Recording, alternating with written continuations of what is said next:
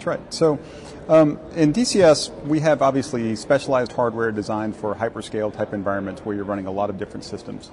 And we very much make sure that we innovate to solve problems, right? And as you said, one of the problems we were solving is how to deliver the best possible, sort of low-end or lower capacity servers for a hosting type environment. So for the hoster who's providing dedicated servers for their customers, how do we supply them with a solution that costs them as little as possible to operate? It allows them to have a very dense architecture. So that's the microserver concept.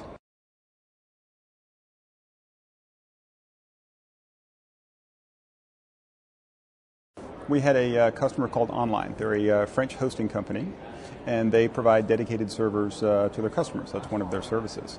And they asked us to help them create a solution where it would give them a competitive advantage and thereby allow them to deliver a dedicated server per customer, but they have much higher density, thereby have lower cost of operation, things like that. And that's kind of how we delivered the microserver, where the concept at that point was multiple servers in a 2U chassis. It allowed them to deploy more servers in a rack, and it allowed them to operate them at a much lower cost. For example, at full capacity, full load, these drew somewhere in the area of about 27 to 29 watts each total. So that meant they could build up these very dense racks with a lot of servers without a lot of power. It actually allowed them to drop their rate for each dedicated server to their customers, and thereby they got a competitive advantage. So, again, we always try and solve problems as we innovate.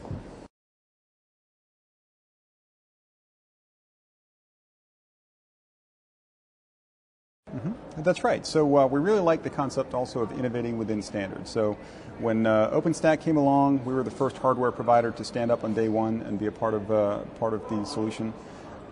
We've just delivered our first top-to-bottom complete solution stack, and that's the first one delivered by a hardware company. That exactly as you say delivers an entire reference architecture for a cloud-type environment for somebody who's building a cloud. And the concept is pretty simple. It's hardware, it's the operating system, and it's the management software that Dell actually developed on top of open standards to help deploy it very quickly. So Crowbar, in this case, is built on industry standard code that's actually available.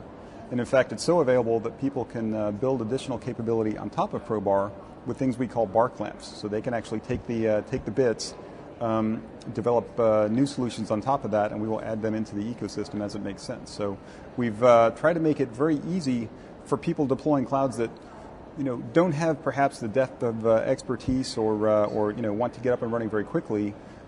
This solution allows them to do so, and it also simplifies the amount of work they have to do. I mean, our customer in this case, DreamHost, using the OpenStack and using Crowbar technology, they feel that they saved 4 to 6 months of development work themselves by simply getting it from us.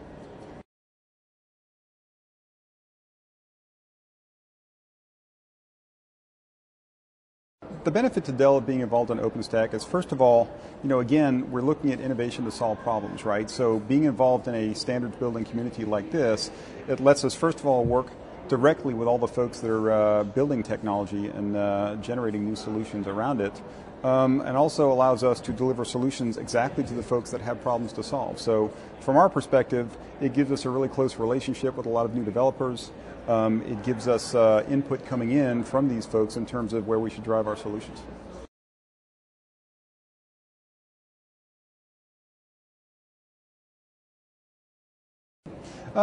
I would say that it's more a question of us going out and talking to a lot of customers. We go way out of our way to spend a lot of time with customers. Hosting is especially interesting because if you look at what's expected to happen in a hosting market over the next few years, that is very much a growing market. And again, it seemed to us that the opportunity was there for a different type of architecture, right? Instead of building your environment on the typical pizza box, 1P, 2P, 1U, et cetera, a new architecture that would let them get more money to their bottom line.